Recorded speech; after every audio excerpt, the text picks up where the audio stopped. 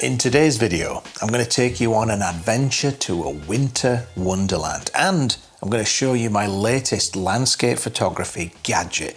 But before we get into it, I need to ask you a favour. I'm having this little photo contest with Blake Rudis from F64 Academy to see which one of us is the best landscape photographer. And I really don't want to lose to Blake. I'd never live it down. So please do me a favour and click on the link in the description below so that you can cast your blind vote on whichever of these two images you genuinely think is the best. And the winner gets this atrocious trophy.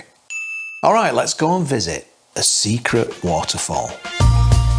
So it feels like a long time since I've actually been out for a shoot, because it is, but I just couldn't resist today because we've had some snow and we've had some pretty cold nights, like -8 Celsius overnight. So I thought, perfect time to check out one of my favourite secret waterfalls. Plus, I've got a new toy to play with. I really do hope that there's some nice ice on this waterfall, because when it has ice, it looks absolutely spectacular. So it's a short walk. Be there in a couple of minutes, I'll know once I get around this corner. Now, it's quite the drive to get here, but on the plus side, there's not much of a hike. So it's a bit of a shame if it's not good, but oh, this is really nice. Have a look at this business.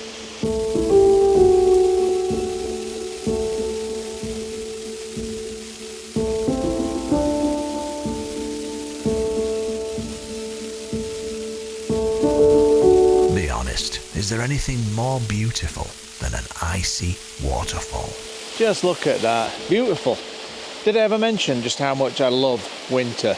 I mean, living in Canada, it can be unpleasant, can be a bit dangerous, it's bloody cold, but on days like this, when you get gifts like this, it's absolutely tremendous, it really is. So I'm going to try and frame up a nice, beautiful shot of this waterfall.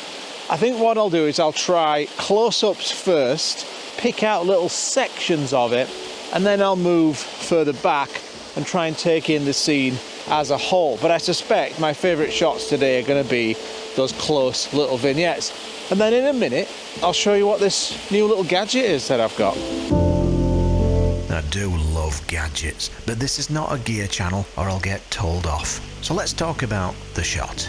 So when it comes to frozen waterfalls, I think the element that I love the most is the edges. It's all of the ice formations around the edges of the falls. Let me just flip this round. Stuff like this over here, I absolutely love that. And then if we sweep across to here, just you get these little shelves, all these little icicles dripping down. Very, very beautiful, very, very picturesque. So I can already see potentially a 65 to 24 XPAN pano just of this section, so kind of excluding most of the falls and just filling the frame with this little shelf that we've got here. And then another section that I might go for is just a little cutout of this area here. And then I could just go vertical and maybe just do the whole thing. I also really like this little pool. See this little circular pool down there? So I'm going to try and make sure that I don't leave any ugly footprints in this area here, so that when I'm working my way out to leave, I'll take one last shot from the other side of that pool, looking towards the waterfall in the background. I won't know until I try if any of those ideas are going to work, but that's typically what I'll do. Is I'll come to a scene, and before I even take a single shot, I'll just study it from all angles. I'll get close, I'll move further away, I'll get to the side of whatever my subject is, and just try and look for a shot visually before I even get the camera out. And that way, I kind of know what kind of focal length to start with when I start doing my test shots. So I got busy doing a few handheld test shots. Started out with a crouch shot, and then I thought I'd do an in-between the legs crotch shot. And I love a good crotch shot. And then finally just a side shot looking up. Alright, so I think a couple of those test shots might well work out. So I'll just show you this new gadget, and then I'm going to set up the tripod and get these shots proper like. So here's this new gadget. Let me show you this. So this is a new geared tripod head from FLM, and I used to mock these geared tripod heads because Some of them have got long levers. It looks like some sort of pipe organ configuration. I find them generally quite ridiculous, but this one has these really small gears.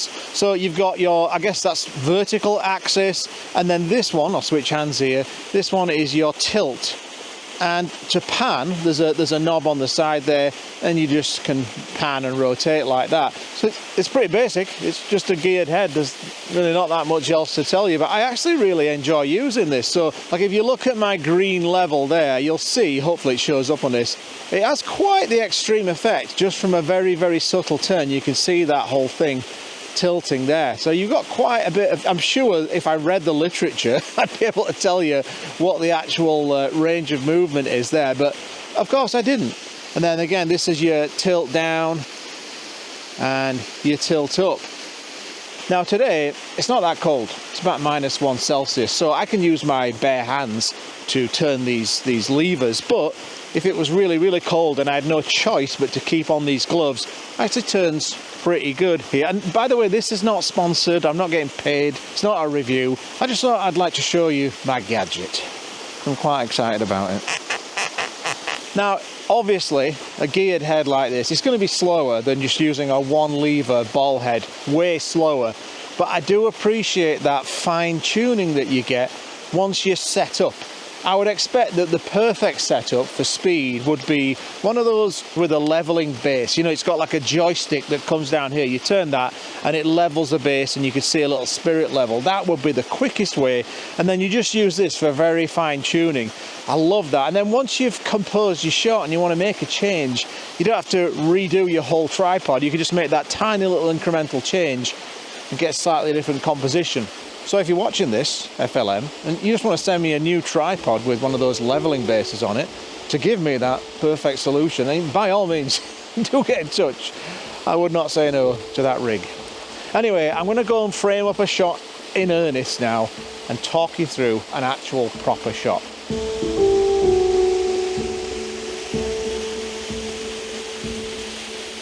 Okay, so I've framed up this shot. In fact, I'll just tweak that. There we go. We're level now. And I'll just overexpose it so you can see what's going on. So what I like about this scene is you cannot see the top of the waterfall. So I've kind of excluded that whole top part, which to me gives it a little bit of room for your imagination to fill in the blanks. But I've still gone for a fairly wide scene. I want it to encompass the whole thing. And then I'll probably move back and do some tighter crops. But I wanted to make sure that in this frame, I got this lovely little shelf that you could see there, those icicles, and also on the opposite side, this one here. So these are lovely little edge elements that always keep the edges of your frame kind of interesting. And then in the foreground, I've got this little plinth. I do love the word plinth. And then in the center of the frame, obviously you've got that main cascade with the top one behind it, just a hint of it in the background. And this is kind of like I said before, this is kind of my standard procedure where I'll get close to a subject, shoot fairly wide, and then move further away from it. Sometimes still shooting wide, but often shooting a little bit tighter. However, one thing I wouldn't mind trying, and it probably won't work, but I'm going to try it, is I've got this 55mm prime for this camera that has a really nice background blur, and it's really nice bokeh when you open it up.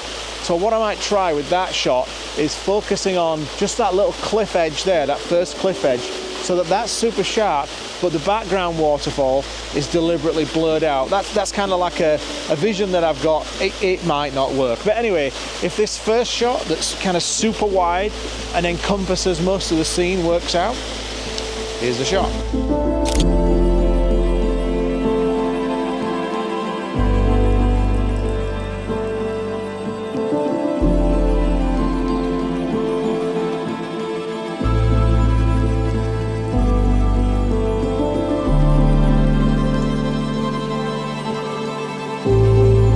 Not bad for the first shot of the day, but as you know, the first shot is usually the most obvious shot, and I knew I could do better. Oh man, I just love being out in nature. It's been way too long. And you know, it's times like this that I like to reach for a copy of Stories Within Stories by Gavin Hardcastle. Some say it is the best landscape photography book ever written. I don't know about that. But what I do know is there is a link in the description if you wanted to purchase a signed copy. Beautiful. I was just so happy to be back out shooting again. Another little tip I can give you when you're shooting these types of scenes where there's snow and ice is, by default, I'll always have a circular polarizer on. But with scenes like this, often you might find that polarizer isn't really helping that much. It really depends on how much glare there is in your watery areas and how much you want to cut through that. But sometimes it can look a little bit more punchy and bright, especially in those ice chandeliers that hang down there, if you take the polarizer off, or keep it on, but shoot a polarized and a non-polarized version of the exact same composition, and then you can always choose afterwards. That's what I usually do. All right, now I'm going to change things up a little bit. You know me, I love an XPAN pano, a 65-24. So what I'm going to try and do is exclude a lot of this scene now and make it just a very small, tight composition. And that way it leaves something to your imagination. Your mind can fill in the blanks instead of having all questions answered. I'll show you what I mean. So as you can see, I've gone for the XPAN.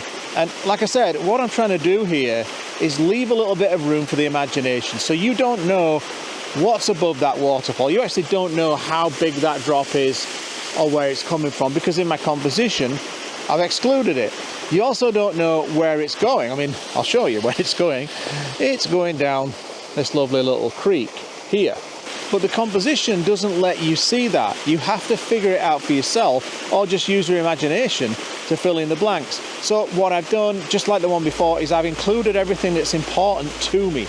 And that is this main cascade, these beautiful shapes of ice over here, and then this little shelf in the foreground. But there's just a hint of that top part of the waterfall, just in the top of my frame, to tease you. Let's take the shot. And if this turns out to be any good, here's a shot.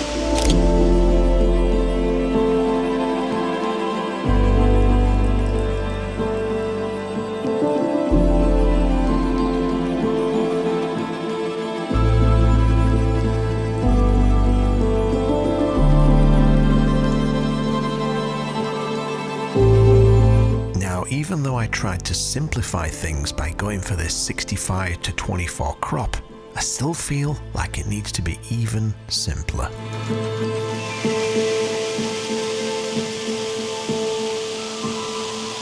Alright, so I've put on this 55mm prime with the idea of trying to get a sharp foreground waterfall with a blurry background waterfall behind it. And I'll be honest, it looked kind of crap. It didn't really have the effect that I was after, but I just tried doing like an f11 shot so that everything was sharp, and it looks absolutely gorgeous. The sharpness of this lens, it's offensive. It shouldn't be allowed.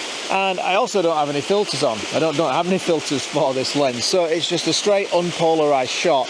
And I did what I said I would do earlier. I moved back a little bit, allowing me to shoot slightly longer, and it's a much simpler composition, and I really like it. I'll just talk you through it right here.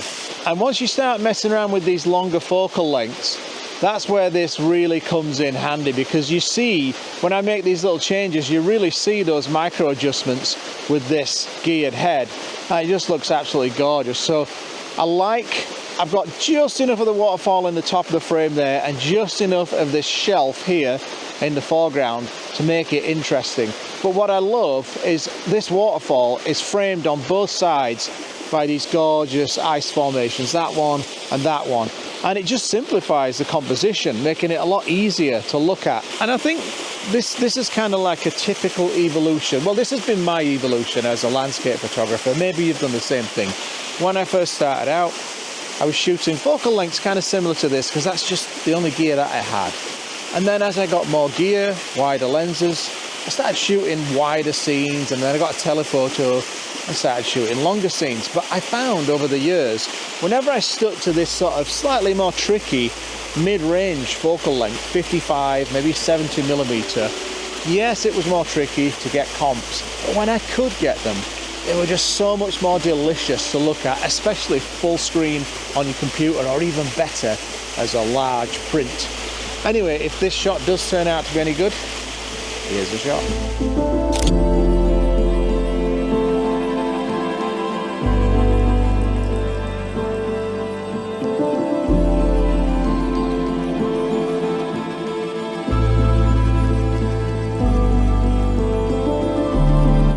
this simplification worked, I wanted to go even simpler, so I took one last shot.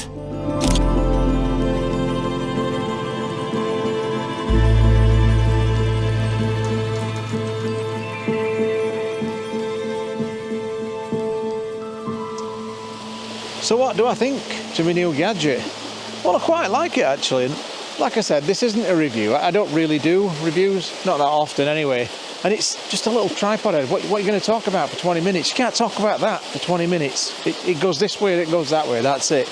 But I quite like it. It's going to take me a while to get used to the whole geared thing, instead of just cranking one lever and just immediately getting where I want to get. But when it comes to the finer adjustments, like I said, it's way easier than loosening off the whole ball head and then it kind of slips, then you've got to readjust. I do like it for that. But like I said, if you had like a leveling base, kind of like what Brent uses, that would probably be the perfect combo. And even though it looks quite chunky, it's a lot lighter than it looks. I thought it would be really heavy. It's not too bad. And I've got it on this pretty skinny tripod. So it's a bit too early to say for sure, but so far, so good. Now, if you want to watch a video where I show you exactly how I process those images of this waterfall, check out my other channel, Fototripper Studio, where I divulge all my secrets in this video here. If you enjoyed the video, please give it the old thumbs up, subscribe to the channel, and I've just got to say a huge thank you to all of my Patreon supporters. You absolute legends. Thanks for helping me to keep this channel going, and I'll see you guys in the next one. Bye-bye.